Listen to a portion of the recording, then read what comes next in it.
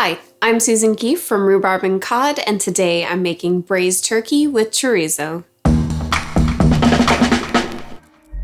We've officially entered the holiday season, and if you're an avid entertainer or an overly ambitious home cook, you know this is your time to shine. We all have food traditions around this time of year.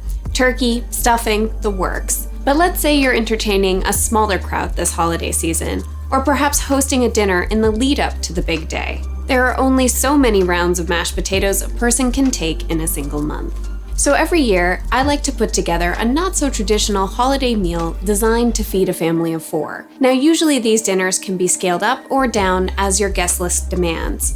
And this year, it's no exception. This year is no exception. It's exceptional. Sorry. And this year's meal is no exception. Today's braised turkey with chorizo plays with Spanish flavors like paprika and briny olives. It gets a hit of sweetness from tomato paste and honey, and a whole lot of depth from a whole lot of wine. And it's served over a creamy malt vinegar polenta. This is definitely not your traditional holiday table, so let's get started. We're gonna start by seasoning some turkey legs with salt and pepper. Use as many legs as people you're planning on feeding. Crush and peel 4 cloves of garlic and set them aside. Remove the zest of 1 lemon in strips and set them aside as well. Place the seasoned turkey legs in a large bowl.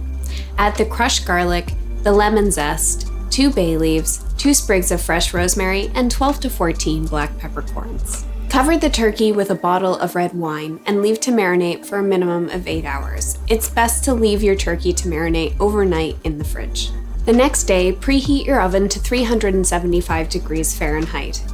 Get your mise en place started. Start by chopping 1 yellow onion into wedges. Next, coarsely chop 3 ribs of celery before peeling and coarsely chopping 2 carrots. Next, pit about a cup of green olives. I like to do this by smashing the olive with the back of my knife and peeling the flesh away from the pit. This technique leaves you with rustic and irregular olive pieces, which I like the look of in this dish.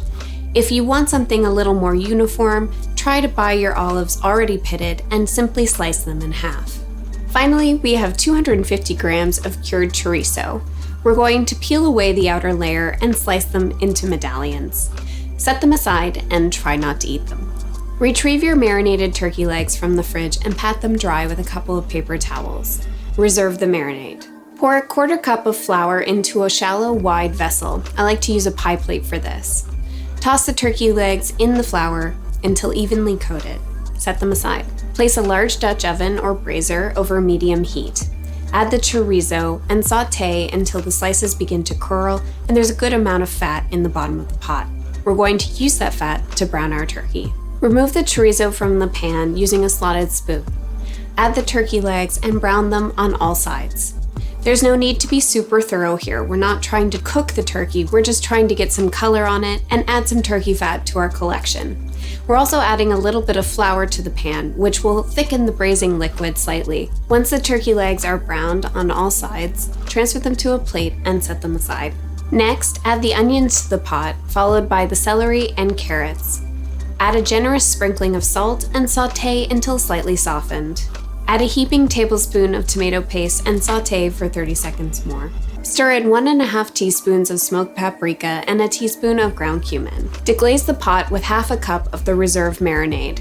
And really take your time scraping up the browned bits at the bottom of the pot. That's where all the flavor is. Pour in 2 cups of chicken stock and 2 tablespoons of honey.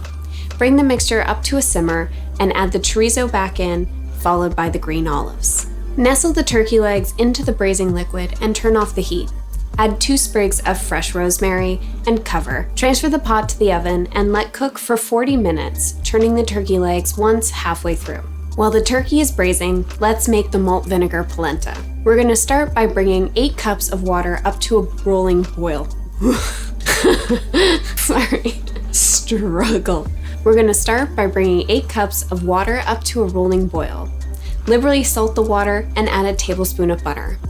Once the butter has melted, slowly whisk in 250 grams of polenta, not the instant stuff. Continue to whisk the polenta over medium-low heat until it begins to thicken. Exchange your whisk for a wooden spoon and continue to cook the polenta for 30 minutes, stirring every so often. Your polenta is done when it no longer tastes raw and doesn't feel gritty. It should be the same texture as a thick porridge. Turn off the heat and add another tablespoon of butter along with a 1/4 cup and 2 tablespoons of malt vinegar. Stir to combine. Taste and season with salt accordingly. Your turkey should be done by now. You can tell your turkey is done if the meat has pulled away from the bone. Take the pot out of the oven and finish the dish with the juice of 1 lemon. Now we're ready to serve. Spoon some polenta into a bowl and top with a turkey leg. Pour the braising liquid over the turkey leg, taking care to add some chorizo and pieces of olive to the bowl. Garnish the dish with fresh parsley and lemon zest. Serve immediately with a nice rioja. And there you go! Braised turkey with chorizo served over malt vinegar polenta. I hope you try this one, and if you do give it a go, let me know how it went in the comments below. And if you enjoyed this video, don't forget to like it and subscribe to this channel. I post a new recipe every week and a ton of tasty goodies along the way.